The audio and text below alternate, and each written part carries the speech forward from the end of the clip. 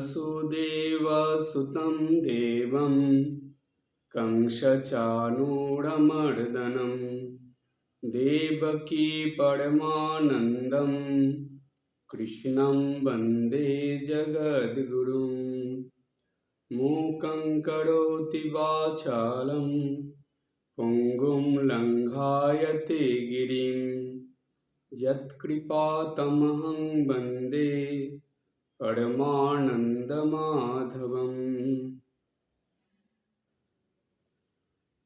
গীতার ধারাবাহিক আলোচনার মধ্যে আমরা চতুর্থ অধ্যায় অর্থাৎ জ্ঞানযোগের 11 নম্বর শ্লোক পর্যন্ত আলোচনা করেছিলাম। চতুর্থ অধ্যায়ের অর্থাৎ জ্ঞানযোগের 11 নম্বর শ্লোকের ব্যাখ্যাও হয়েছিল।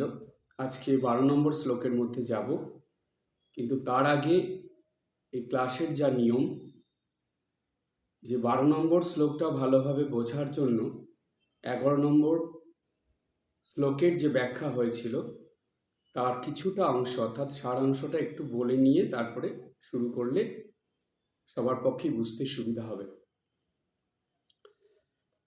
11 নম্বর শ্লোকের ব্যাখ্যা শেষে আমরা বলেছিলাম যে ভগবান বলছেন যে সকল মানুষরা বিভিন্ন দেবদেবীদের আরাধনা করে, পূজা করে, সাধনা করে, তাদেরকে অর্থাৎ সেই সকল উপাসকদেরকে আমি কখনো বঞ্চিত করি না। কারণ কি? কারণ হিসাবে ভগবান বলেছিলেন যে তারা অজান্তেই কিন্তু সর্বপ্রকারে আমার পথই অনুসরণ করছে। কারণ এই যে সকল দেবদেবীদের পূজা তারা করে, বিভিন্ন দেবদেবী পূজা যে মর্ত্যজগতে মানবগণ করে থাকেন, সেই সকল দেবদেবীরা সকলেই আমারই অংশ। আমার থেকেই তাদের সৃষ্টি হয়েছে, অর্থাৎ আমার থেকেই তারা উদ্ভূত হয়েছে, এবং আমার অংশ বলেই তাদেরকে পূজা করলে সেই পূজা আমার কাছেই এসে পৌঁছায়। তাই তারা আমারই অংশ, এই কথা বলছেন। কারণ তিনি বলছেন, ভগবান বলছেন যে আমি ছাড়া দ্বিতীয় আর কিছু নেই। যত দেবদেবী দেখা যাচ্ছে সবই আমারই এক একটা রূপ, নাম রূপ আলাদা, কিন্তু ভিতরের সত্তাটা এক। এটা কেমন জানেন? এটা হলো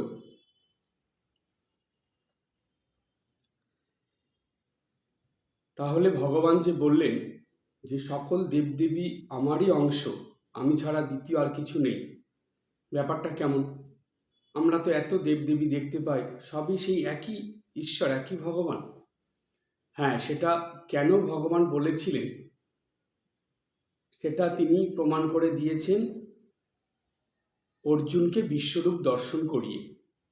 সেইখানে অর্জুন দেখেছিলেন যে সেই ভগবান শ্রীকৃষ্ণ তিনি এত বিরাট আকার হয়ে গেলেন এবং সকল দেবদেবীদের, এই বিশ্ব ব্রহ্মাণ্ডের, এই জগৎ সংসারের সব কিছুই তার থেকে সৃষ্টি হচ্ছে, আবার তার মধ্যেই লয় হয়ে যাচ্ছে।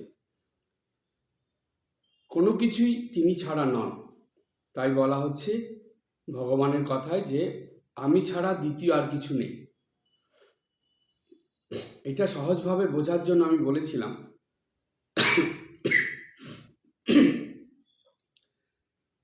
নাম আর রূপ আলাদা। যত দেবদেবী আমরা দেখি তাদের নাম রূপ আলাদা, কিন্তু ভিতরের সত্তা এক, ভিতরের শক্তি এক। কেমন জানেন?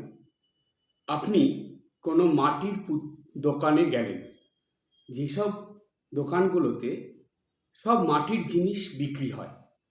এবার যখন ওই মাটির জিনিস বিক্রি হওয়ার দোকানটায় আপনি ঢুকলেন, ঢুকে দেখলেন যে পুতুল, মাটির পুতুল দেখছেন, হাঁড়ি কড়াই, বিভিন্ন রকম মানুষের মূর্তি, তারপর খুব সুন্দর সুন্দর গয়নাকাটি, যা কিছু দেখছেন সব কিছুই দেখে আপনার এত ভালো লাগছে যে দেখে মনে হচ্ছে যে এগুলো সব আলাদা আলাদা। আপনি জিজ্ঞেস করছেন প্রত্যেকটা নাম আলাদা আলাদা, জিনিসগুলো দেখতে আলাদা, কিন্তু এর ভিতরের মূল বস্তুটা কি? এর ভিতরের মূল বস্তুটা হলো সেই মাটি।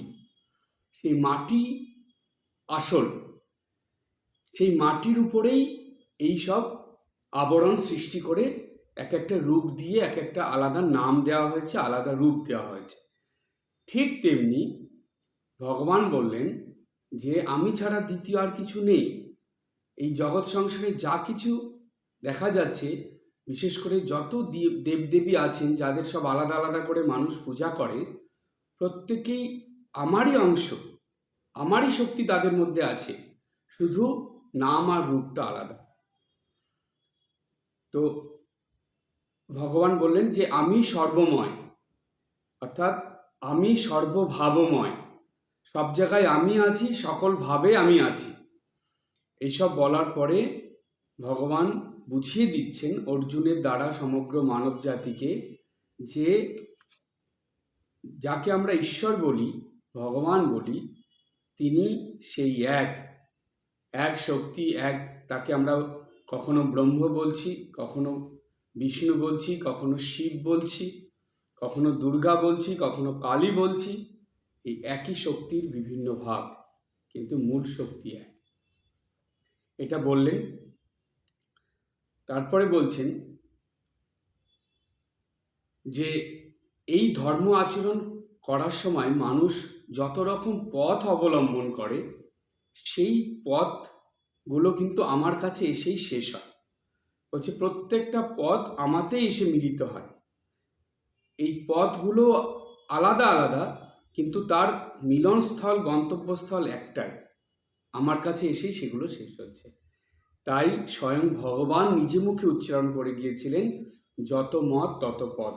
সেটা তিনি শুধু কথার কথা বলেননি, তিনি নিজের জীবনে সাধনার দ্বারা সেটা উপলব্ধি করে বুঝে তারপরে বলেছিলেন, এবং তার প্রমাণও তিনি দিয়ে গিয়েছিলেন।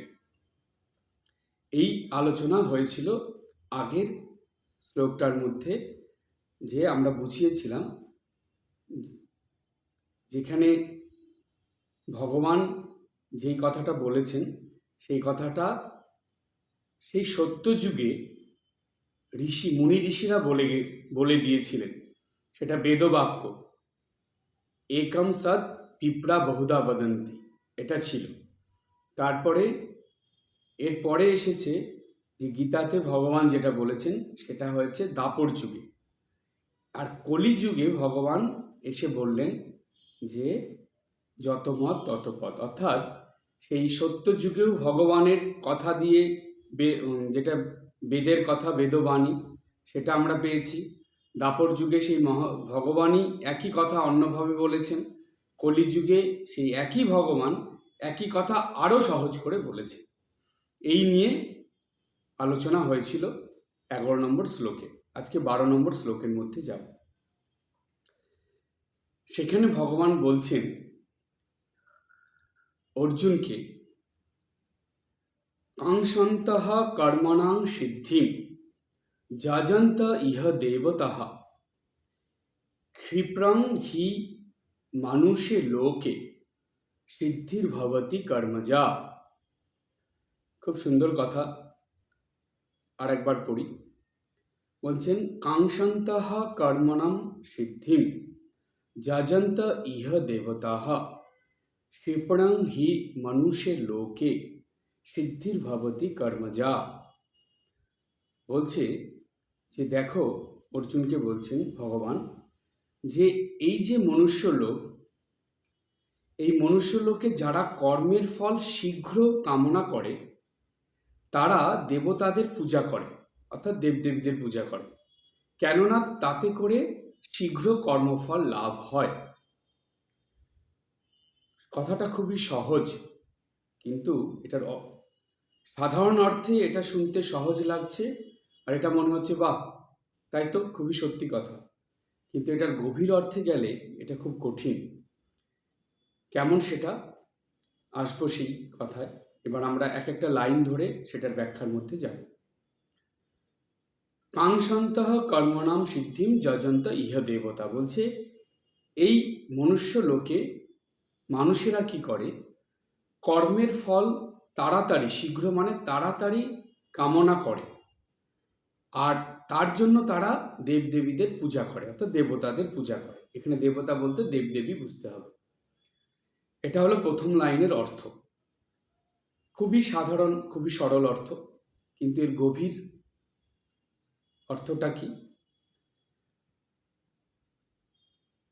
এই জগৎ সংসারে মানুষ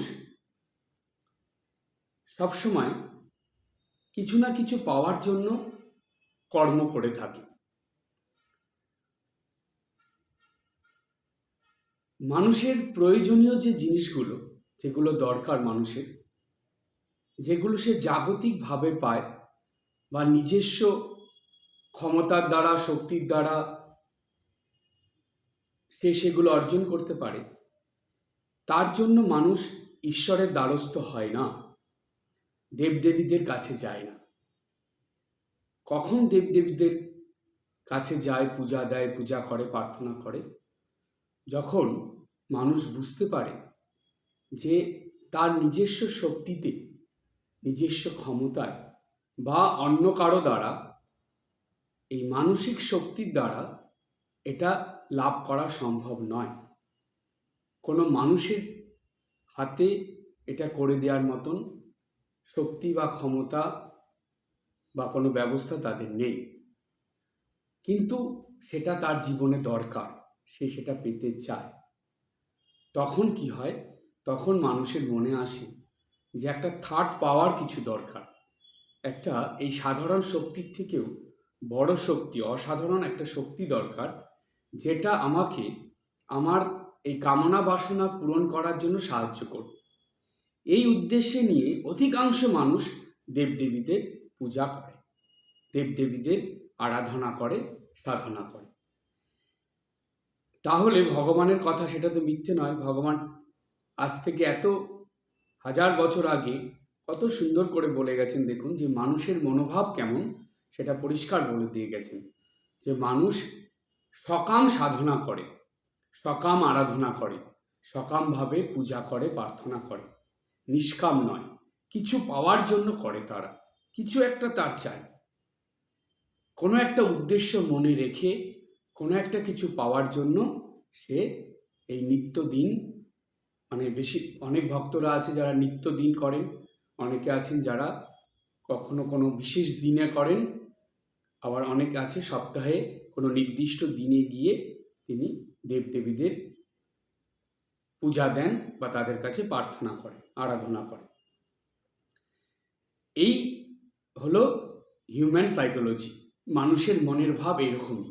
ধর্মের ব্যাপারে তারা কর্মের ফল শীঘ্র কামনা করে, অর্থাৎ আমি একটা কিছু পেতে চাই, সেটা তাড়াতাড়ি আমার দরকার, এবং ওটা অন্য কোনো মানুষ করতে পারবে না, এটা দেবদেবীরাই করতে পারবে। কেন? ছোটোর থেকেই মানুষের মনে এটা থাকে যে দেবদেবীদের কাছে প্রচুর শক্তি, অনেক পাওয়ার আছে তাদের হাতে, তারা ইচ্ছা করলে এটা অবশ্যই করে দিতে পারে। এবং দেবদেবীদের যদি আশীর্বাদ কৃপা পাওয়া যায়, দেবদেবীরা যদি প্রসন্ন হয়, তাহলে আমরা খুব তাড়াতাড়ি যেটা চাইছি সেটা পেয়ে যাব। সুতরাং তাদেরকে প্রসন্ন করো। এই তাদেরকে প্রসন্ন করার জন্যই এই পূজা অর্চনা, আরতি, বন্দনা, স্তবস্তুতি এগুলো শুরু হয়েছে মানুষের মধ্যে। দেখা যায় কোনো একটা কিছু পাওয়ার জন্য, পাওয়ার আগে মানুষ যতটা আন্তরিকতার সাথে ভক্তিভাব নিয়ে পূজা, আরাধনা, বন্দনা, স্তবস্তুতি, প্রার্থনা করে, ঠিক সেই জিনিসটা লাভ করার পরে ততটা আন্তরিকতা, ততটা আকর্ষণ আর ততটা ভক্তি বিশ্বাস, ততটা আরাধনা প্রার্থনা করা আর তাদের মধ্যে দেখা যায় না। সেটা কমে যায়, নয় বন্ধ হয়ে যায়। আবার কিছু দরকার, তখন আবার শুরু হয়। এইভাবেই মানুষের মধ্যে এগুলো চলে। কারণ ভগবান বলছেন, কারণ তারা কোনো একটা কর্মের ফল তাড়াতাড়ি পেতে চায়, যে আমি একটা কিছু করছি যাতে এটা ভালোভাবে সম্পন্ন হয়। হে দেবতা বা হে দেবী তার নাম ধরে তার কাছে প্রার্থনা করে, কেউ তো মানত করে বিভিন্ন রকম, যে এটা হয়ে গেলে এই দেব তোমাকে, এটা হয়ে গেলে এই দিয়ে পূজা দেব, এইরকম চলতে থাকে। তো ভগবানের কথাটা খুবই সত্যি, এই শীঘ্র কামনা করে, আর তারা দেবতাদের পূজা করে, দেবদেবীদের পূজা করে, কেননা তাদেরকে তো সন্তুষ্ট করতে হবে, এটা তো মানুষ জানে। দেবদেবীরা অসন্তুষ্ট হলে আমার কাজটা কিছুতেই হবে না, সেজন্য তারা সন্তুষ্ট হলেই এই কাজটা হয়ে যাবে, নানা রকম বিপদ থেকে উদ্ধার পাবো, নানা রকম অসুবিধা সমস্যা কেটে যাবে, কারণ দেবদেবীদের আশীর্বাদে, দেবদেবীদের কৃপাতে এতটা শক্তি থাকে যে মনুষ্য জীবনে চলার পথে যত রকম অসুবিধা, বাধা, দুঃখ, কষ্ট, যন্ত্রণা আসে কোনো কাজ করতে গিয়ে, সেগুলো দূর হয়ে যায়। এটা মানুষ খুব ভালো জানে। সেই জন্য তারা এই যে কর্ম করছে সেটা যাতে ভালোভাবে হয়, আর সেটার ফলটা যাতে ভালো হয়, সেই জন্য দেবদেবীদের পূজা করে। এটা ভগবান প্রথম লাইনে বললেন, 12 নম্বর শ্লোকের প্রথম লাইনে ভগবান এই কথাটা বুঝিয়ে দিলেন।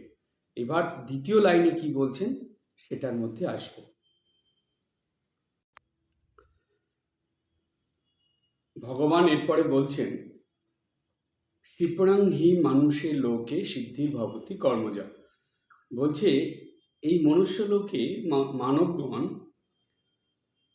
এইরকম করে, অর্থাৎ এইভাবে দেবদেবীদের পূজা অর্চনা আরাধনা করে কর্মের যে ফল তাড়াতাড়ি আশা করে এবং শুভ ফল, ভালো ফল আশা করে, সেটা কিন্তু তারা পেয়েও যায়। কারণ হলো বিশ্বাসে মিলায় বস্তু তর্কে বহুদূর। তারা এটা বিশ্বাস করে। আর এটা দেখা গেছে যে সকল মানুষরা, সে দীক্ষিত ভক্ত হোক বা দীক্ষিত ভক্ত ছাড়াই হোক, যে কোনো দেবদেবীকে সে হয়তো বিশ্বাস করে, সে সেই দেবদেবীর আরাধনা করে, পূজা করে, পাঠ করে, প্রার্থনা করে, দেবদেবীর নাম করে। তো তার এই বিশ্বাস ভক্তিতে কিন্তু ঠিক সেই কর্মের ফল সে শীঘ্র পেয়ে যায়। তো এটা কিন্তু হয়, কেন হয় ভগবান বলছেন যে তাতে তার শীঘ্র কর্মফল লাভ হয়। এটা ঠিক, সে সিদ্ধি লাভ করে মানে সেই কর্মের ফল সে পেয়ে যায়। এটা যদি সে না পেত,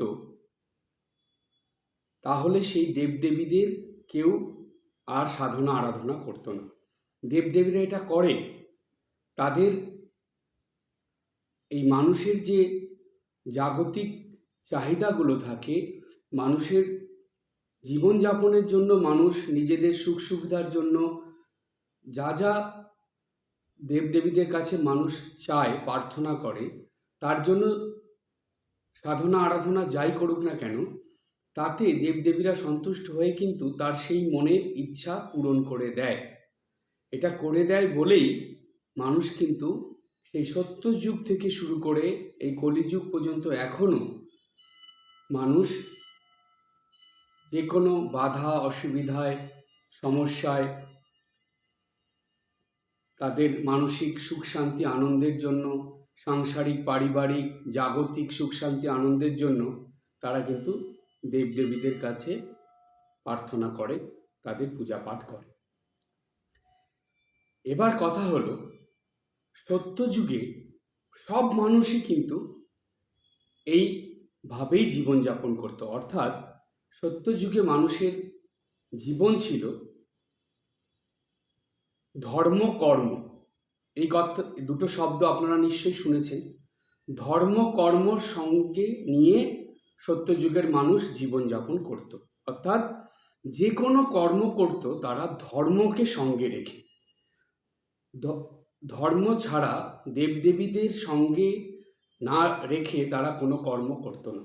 দেবদেবীদের সঙ্গে রাখা মানে কি, তাদের কাছে প্রার্থনা করে, তাদের পূজা পাঠ স্তব স্তুতি করে তবে যে কোনো কর্ম মানুষ করত। সেটা সত্যযুগে ছিল। ত্রেতা যুগেও সেটা হয়েছে, কিন্তু সেটা কিছুটা কমে গিয়েছিল। তখনও ধর্মকর্ম সঙ্গে নিয়ে মানুষ চলেছে, কিন্তু কিছুটা কমেছিল। কিছু মানুষ ধর্মকে বাদ দিয়ে কর্মকে নিয়ে শুধু কর্মের মধ্যেই জীবনযাপন করেছে, ধর্ম তারা সঙ্গে রাখেনি। তারা নাস্তিক প্রকৃতির ছিল, দেবদেবীদের বিশ্বাস করতো না, তারপরে মানুষের উপর অত্যাচার করত, তারপরে যথেচ্ছভাবে জীবনযাপন করত, এইরকম ছিল। দাপর যুগে এসে সেটা ধর্মকর্ম করার মানুষের সংখ্যা তখন যতটা ছিল ঠিক সেই পরিমাণে ধর্মকে ছাড়া কর্ম করার মানুষের সংখ্যা ছিল, সেটা 50-50 হয়ে গেছিল। তখন দাপর যুগে এত বেশি মানসিক অশান্তি ছিল এবং এত বেশি সমাজে, পরিবারে, সংসারে, বিভিন্ন জায়গায় এই রকম অধর্মের প্রভাব বিস্তার হয়ে গিয়েছিল। সেই কারণে ধর্মকে ঠিক রাখার জন্য স্বয়ং ভগবানকে আসতে হলো। এসে তিনি অধর্মের পরাজয় ঘটিয়ে ধর্মের জয় করলেন। কিন্তু মানুষের এই ধর্মকে ছেড়ে কর্ম করার প্রবৃত্তি কিন্তু গেল না, সেটা রয়েই গেল। সেটা কলিযুগে আরও বেড়ে গেল। কলিযুগে কেমন হলো? কলিযুগে মানুষের মধ্যে ধর্মকে নিয়ে কর্ম করার জন্য 25 ভাগ মানুষ থাকলো, আর ধর্মকে ছেড়ে কর্ম করার মানুষ 75 ভাগ হয়ে গেল। যার জন্য এই কলিযুগে দুবার অবতার হয়ে আসতে হলো ভগবানকে। একবার শ্রী চৈতন্য মহাপ্রভু হয়ে আসলেন, একবার শ্রী রামকৃষ্ণ দেব হয়ে আসলেন। এসে দুবারই কিন্তু কলিযুগের মানুষকে কি করে ধর্মকে নিয়ে কর্ম করতে হয় সেটা শিখিয়ে দিয়ে গেলেন, বিভিন্ন রকমভাবে বলে দিয়ে গেলেন, তাদের নিজেদের জীবনযাপন করে শিখিয়ে দিয়ে গেলেন, দেখিয়ে দিয়ে গেলেন। কিন্তু তাতেও মানুষের হচ্ছিল না, তাতেও তারা ঠিকভাবে, বিশেষ করে অসুবিধা হচ্ছিল মায়েদের, মহিলাদের। কেন? তারা সংসারের মধ্যে থেকে এত কর্মের মধ্যে ব্যস্ত থাকে, তো ধর্মের কে সঙ্গে নিয়ে নিত্যদিনের কর্ম করার সেই যে প্রবণতা, যেটা সত্যযুগ থেকে মায়েদের মধ্যে ছিল, সেটা কলিযুগে এসে অনেকটাই কমে গেল। সেই মায়েদের শিক্ষা দেওয়ার সঙ্গে সঙ্গে সব মানুষকে শিক্ষা দেওয়ার জন্য ধর্মকে নিয়ে কর্ম করা যায় কিভাবে, সংসারের শত কাজের মধ্যেও কিভাবে ধর্মকে ধরে রেখে কর্মের মধ্যে জীবনযাপন করা যায়, সেটার দৃষ্টান্ত স্থাপন করে গেলেন শ্রীমা সারদা দেবী, যিনি জগৎ জননী। আপনারা যারা যারা শ্রীমা সারদা দেবীর জীবনী খুব ভালো করে পড়েছেন, আপনারা একটা কোথাও দেখাতে পারবেন যে শ্রীমা সারদা দেবী ধর্মকে ছেড়ে কোনো কর্ম করেছে?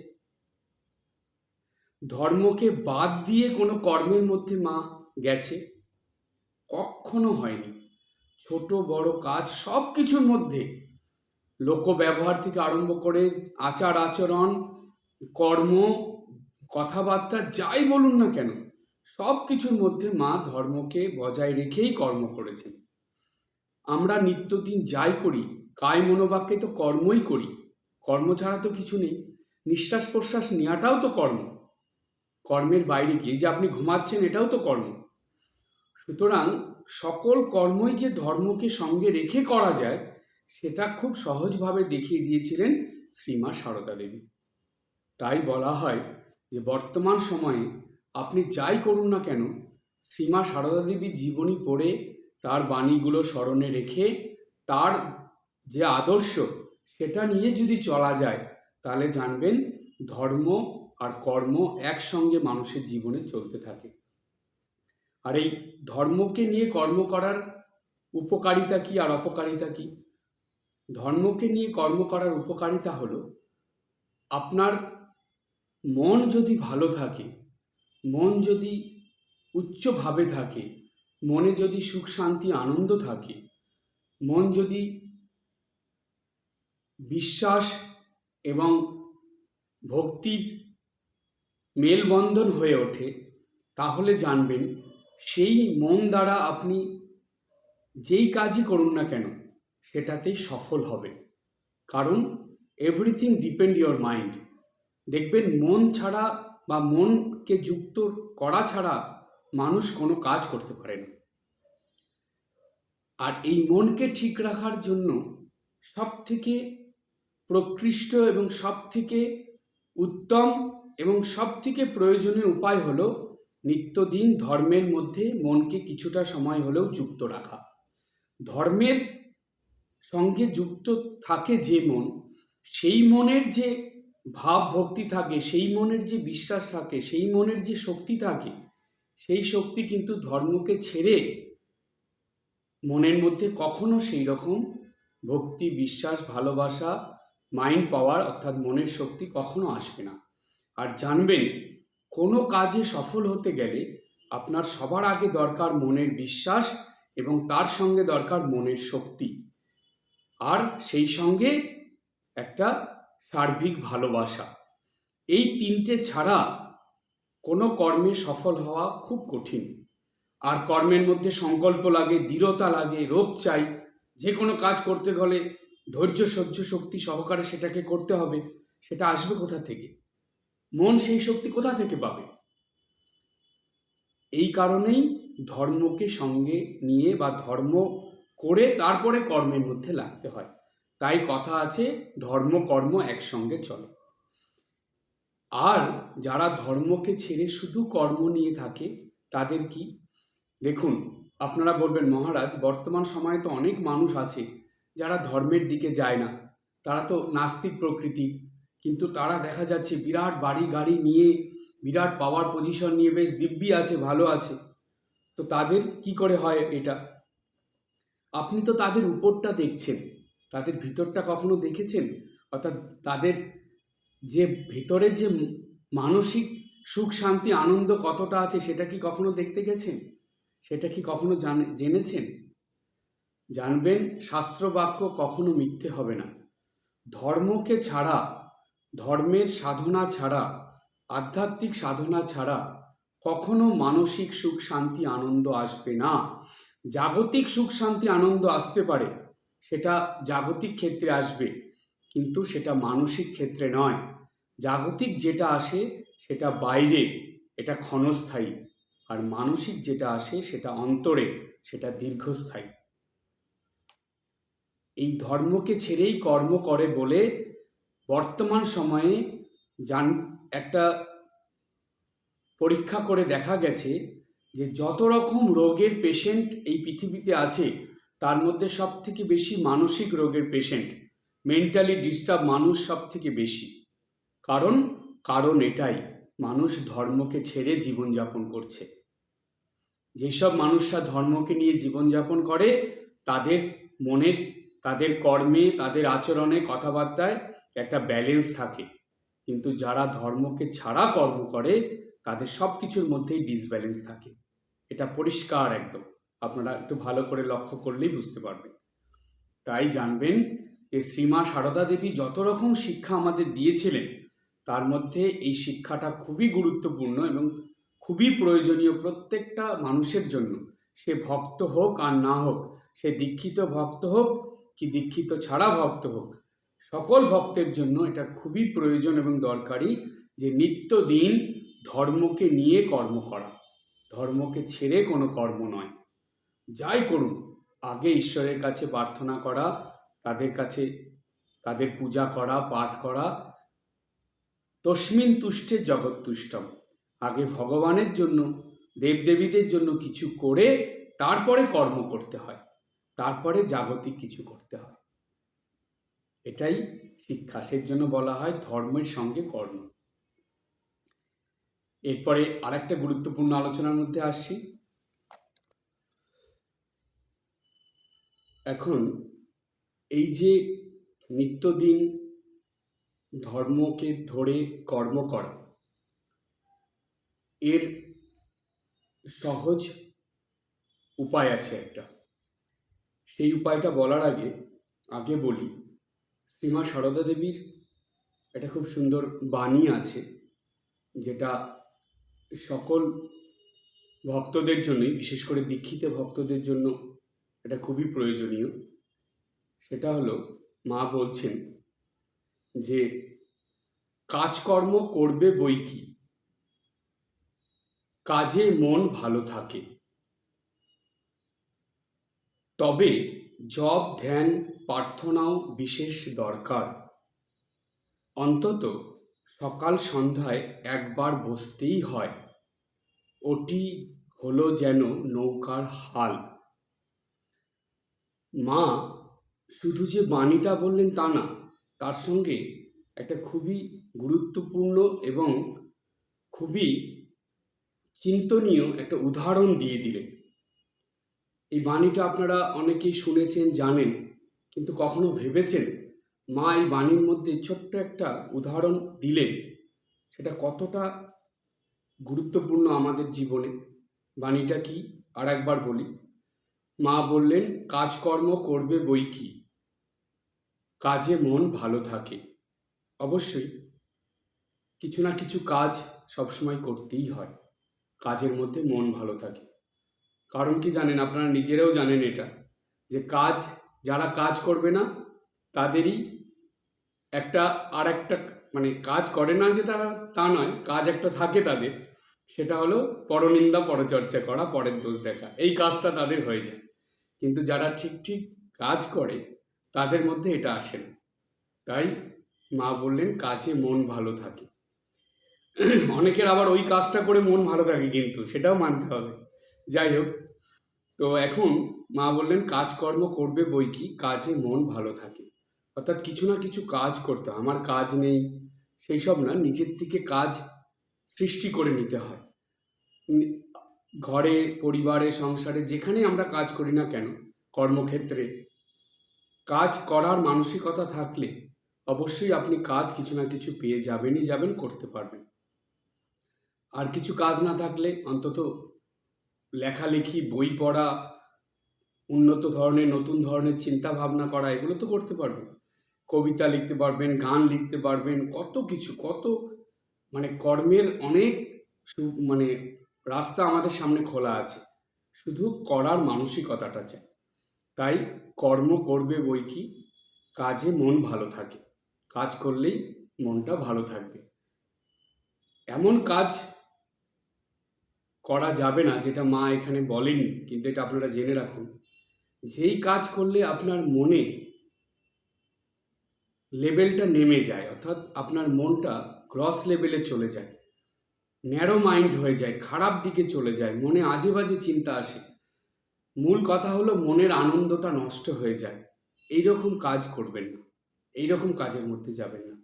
যেই কাজ মনকে উচ্চ চিন্তা ভাবনায় রাখে, মনে আনন্দ রাখে, মনকে উদার করে, সেই রকম কাজ করবে, তো তাহলেই মন ভালো থাকবে।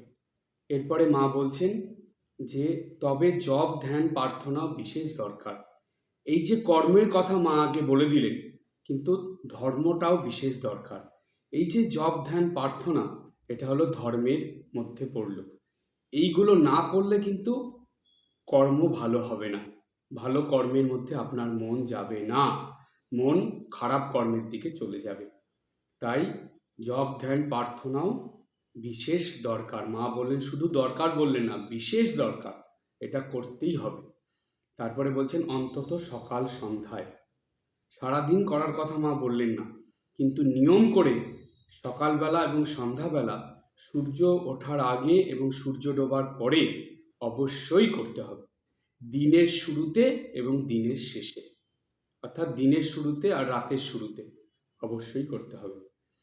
এরপরে মা যে উদাহরণটা দিলেন, বলছেন ওটি হলো যেন নৌকার হাল। নৌকা আপনারা সবাই দেখেছেন। নৌকার প্রধান হলো হালটা। কেন? নৌকার হাল যদি ঠিক না থাকে, নৌকা উল্টো পাল্টা চলবে এবং ডুবে যাবে।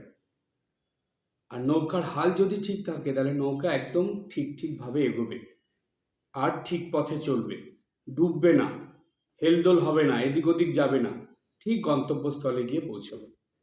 ঠিক তাই এই যে জপ, ধ্যান, প্রার্থনা, এটা হলো আমাদের জীবন নৌকার হাল। মানব জীবন একটা নৌকা, মানব শরীর একটা নৌকা। এই নৌকার যে আমাদের গন্তব্যস্থল, সেটা হলো ঈশ্বরের কাছে যাওয়া বা ঈশ্বর লাভ করা। সেইখানে পৌঁছানোর জন্য হালকে ঠিক রাখতে হবে। আর এই মানব জীবনের, মানব শরীররূপ নৌকার যে হাল, সেটা হলো জপ, ধ্যান, প্রার্থনা। সেটা ঠিক রাখলে তবেই আমরা ধীরে ধীরে জীবন পথে এগিয়ে আমাদের গন্তব্যস্থল অর্থাৎ ভগবানের কাছে গিয়ে পৌঁছতে পারবো, ঈশ্বর লাভ করতে পারবো। তাই মা এই উদাহরণটা দিলেন। এবার প্রশ্ন হলো যে নিত্যদিন যাদের দীক্ষা হয়নি তাদের এই জপ ধ্যান প্রার্থনা নয় হলো, সেটা তো হবে না, সেটা তারা করতে পারবে না। তাহলে তাদের কি হবে? যাদের দীক্ষা হয়েছে তাদের জন্য বলছি, যাদের হয়নি তাদের জন্য বলছি। প্রত্যেকটা মানুষই, যারা ভক্ত মানুষ, তারা কোনো না কোনো দেবদেবীকে ভালোবাসে, তাদের কাছে প্রার্থনা করে। তো ধর্ম এবং কর্মকে নিত্যদিন সঙ্গে নিয়ে চলার সহজ উপায় হলো বাড়িতে নিত্য পূজার ব্যবস্থা করা। যে সকল ভক্ত বাড়িতে নিত্যদিন পূজা হয়, যে কোনো দেবদেবীর, যেটা যার ভালো লাগে, যেই দেবদেবী যে নিত্যদিন পূজা করা হয় তাদের কিছু নিবেদন করা হয়, ভোগ, সেটা প্রসাদ হিসাবে গ্রহণ করা হয়। সেই বাড়িতে ঠাকুর ঘর ধরুন আলাদা করে আছে, সেইখানে সকাল সন্ধ্যায় সবাই যায়, সেই ঠাকুর ঘরে গিয়ে প্রণাম করে, সেখানে বসে জপ করে, প্রার্থনা করে, ঠাকুরের কাছে গিয়ে স্তব স্তুতি করে, বন্দনা করে। সেইখানে নিত্য পূজা হয় সেই দেবদেবীদের, এবং বছরে একবার কোনো বিশেষ অনুষ্ঠান হয়, ধর্মীয় অনুষ্ঠান, সেই দেবদেবীদের উদ্দেশ্যে অনেক মানুষ আসে, সেখানে ভজন কীর্তন হয়, মানুষ প্রসাদ পায়। এই যে উপায়টা, যেটা চৈতন্যদেবের সময় থেকে শুরু হয়েছিল, সেটা যদি করা যায়, জানবেন এর থেকে সহজ উপায় আর কিছু নেই। তাই আপনাদের সবাইকে এটা বলবো, যারা যারা এই পাঠ আলোচনা শুনছেন তাদের সবার উদ্দেশ্যে বলা, যে করেই হোক নিত্যদিন বাড়িতে নিত্য পূজা যেটাকে বলে সেটা অবশ্যই করার চেষ্টা করবেন। সকালবেলা ঠাকুরঘর নিত্য পূজা করলে অনেক কিছু করতে হয়। সেটা কি? সকালবেলা উঠে ঠাকুরঘর খুলে দিতে হয়, নিত্য পূজার ব্যবস্থা করে পূজা করতে হয়, তারপরে সময় মতন ঠাকুরঘর বন্ধ করে দেওয়া বা সন্ধ্যা বন্দনা করা, রাত্রেবেলা ঠাকুরের কাছে প্রার্থনা করা, এগুলো অটোমেটিক নিজেদের মধ্যে চলে আসে। এটা কাউকে বলে দিতে হয় না, এটা নিজের দায়িত্ব কর্তব্যের মধ্যেই চলে আসে। তাই এটা যখন করবেন তখন দেখবেন আপনি প্রায় সারা দিনের বেশিরভাগ সময়ই আপনি ভগবানের সঙ্গে যুক্ত থাকছেন, অর্থাৎ ধর্মর সঙ্গে কর্মকে আপনি যুক্ত রাখতে পারছেন। আর এই ধর্মকর্মের যুক্ত করার সহজ উপায় এটাই যে বাড়িতে যদি ঠাকুর ঘর থাকে সেই ঠাকুর ঘরে নিত্য পূজার ব্যবস্থা করা, তা না হলে সেটার জন্য একটা কিছু চেষ্টা করা। হয়তো কারো বাড়িতে ঠাকুর ঘর নেই, সে একটা জায়গায় বাড়ির একটা কোণে, ঘরের একটা কোণে বা একটা যেখানেই হোক একটা ব্যবস্থা করে একটা সিংহাসন দিয়ে সেইখানেই ছোট করে হলেও, বড় করে দরকার নেই, ছোট করে হলেও নিত্যদিন বাড়িতে নিত্য পূজার ব্যবস্থা করা।